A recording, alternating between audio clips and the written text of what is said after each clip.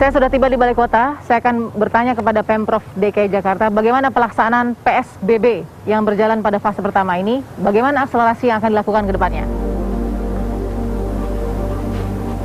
Saya sudah bersama dengan Pak Wakil Gubernur DKI Jakarta. Pak Wagub, pertama selamat. Ini hari kedua ya. Ini kita berbincang di tanggal 17 April 2020. Ini hari kedua Bang Riza menjabat dan memegang amanah menjadi Wagub DKI Jakarta. PSBB kan disebutnya oleh Pak Gubernur juga kan fase pertama. Jadi kita sudah mulai siap-siap nih Bang dari sekarang. Oke, fase pertama means ada fase kedua atau berikutnya. Apakah ini sudah masuk ke meja kerja Bang Riza juga belum untuk mensosialisasikan bahwa PSBB bukan hanya 14 hari pertama ini saja nantinya? Iya, memang tahapannya kan di fase pertama di 14 hari yang kami lakukan adalah menyusun regulasinya, pergubnya sudah keluar, bahkan sangat lengkap dan detail, bisa menjadi rujukan bagi semua pihak swasta, perusahaan, dunia usaha, aparat, bahkan seluruh warga, dengar pergub ini menjadi pedoman. Bahkan teman-teman di daerah penyangga, daerah lain bisa memendobani, bisa menjadikan pergub yang dibuat oleh Pak Gubernur, Pak Anies, bisa membantu untuk mempercepat, membuat satu regulasi sehingga penerapannya juga lebih cepat. Dan yang kami lakukan di DKI Jakarta terus melakukan sosialisasi dan edukasi kepada masyarakat ya. Alhamdulillah kemarin Pak Gubernur mimpin langsung video conference dengan 97 komunitas swasta, sosial dan lain-lain untuk yang ingin terlibat. Di tahap pertama sudah ada 97 perusahaan, mulai dari yang konglomerat sampai UKM yang ingin terlibat berpartisipasi. Kami tentu bersyukur, berterima kasih. Tapi kami ingin lebih banyak lagi partisipasi dari dunia usaha dan pihak swasta. Dan yang paling penting sebetulnya adalah partisipasi daripada warga. Apa bentuk partisipasinya? Patuh, disiplin, dan taat. Nah, itu yang kami minta. Karena aparat tidak mungkin menjaga 24 jam.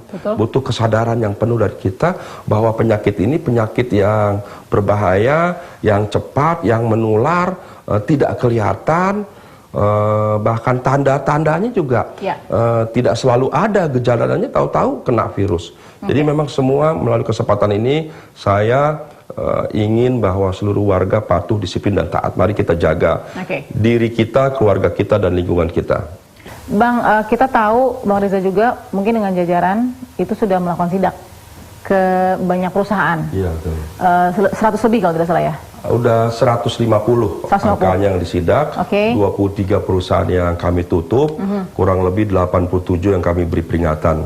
Jadi mudah-mudahan ini memberi efek jera bagi perusahaan lain agar jangan buka. Bahkan Pak Gubernur sudah lebih maju lagi minta KRL supaya dihentikan sementara. Karena kalau diberlakukan PSBB tapi masih keluar masuk kereta dari daerah dan sebagainya, itu tidak bisa mempercepat ya daripada proses ini. Kita berharapkan semua pihak, semua elemen, semua komponen terlibat, termasuk transportasi yang utama. Ketika Pemprov DKI Jakarta memilih untuk menyetop KRL untuk masuk dan keluar Jakarta, tapi pemerintah pusat berpikir berbeda, ini masih akan dibicarakan atau bagaimana?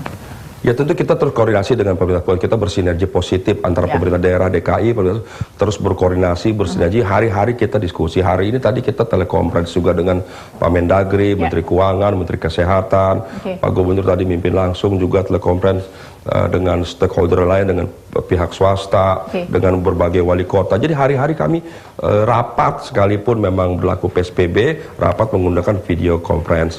Dan ini terus kami lakukan. Mudah-mudahan dengan kesadaran kita bersama, pemerintah telah menyusun regulasi, memberikan bantuan, sarana prasarana, dan juga sembako, mudah-mudahan masyarakat bisa disiplin. Bisa terbantu ya? Sangat, mudah-mudahan bisa terbantu dan bisa disiplin. Bang Riza, tadi kan Bang Riza bilang 150 lebih di sidak, 87 diperingati, 23 ditutup. Kata ditutup ini sebenarnya definisinya apakah? Ya ditutup sementara. Ditutup sementara. Nah kemudian yang peringatan ini 87 ini peringatan seperti apa yang diberikan untuk nextnya tidak boleh dilakukan? Kalau dilakukan lagi maka? Iya. Jadi kalau dia lakukan lagi tentu akan ditutup. Tahapannya diberi teguran, diberi peringatan, kemudian ditutup sampai terakhir dicabut izin usahanya. Bagi yang ditutup, kalau memang melakukan lagi, ya kami cabut izinnya. Memang harus disiplin ya. Semua pihak harus disiplin, harus taat ya. Kita harus belajar dari banyak negara lain yang lengah, Ya saya tidak sebut beberapa negara di dunia, kita tahu yang menggampangkan, yang lengah, yang tidak waspada, yang masih keluar masuk, warganya, pemerintahnya, kantornya masih buka, transportasi masih jalan, kan perharinya ribuan meninggal. Apa kita mau seperti itu ya? Kita harus berhenti, kita harus sayangi warga kita, keluarga kita, dan diri kita semua. Oke, sudah cukup efektifkah PSBB ini berjalan, dan kalau belum, kira-kira apa yang bisa diakselerasi dari situ? Ya tentu ini satu usaha yang terobosan yang luar biasa ya, dengan berlaku SPB, sesuatu juga yang baru bagi warga kita. Tentu hasilnya belum optimal. Belum optimal. Tapi dari waktu yang berjalan, saya melihat ada progres yang positif. Warga semakin sadar, semakin memahami, semakin patuh. Kita juga dari pihak kita, aparat juga terus melakukan sidak, pengecekan dan sebagainya. Masyarakat kita lihat di kampung-kampung, RT, RW, kelurahan membuat checkpoint, portal-portal, ya, tidak sembarangan, dan kita harapkan tantangan kita ke depan adalah warga yang ingin mudik. Ya. Jadi kita selalu memberikan masukan, himbauan kepada warga yang ingin mudik agar diurungkan dulu. Nah, karena ini juga berbahaya. Jadi tidak dilarang tapi diimbau jangan mudik dulu. Nah ya, ini dilematis nih. Ya kami susah, tidak bisa memberi sanksi ya. Tapi usaha kami lakukan dengan berbagai cara. Mudah-mudahan dengan usaha yang terus kami lakukan, juga bantuan dari TV One seperti ini sampai kepada masyarakat sadar.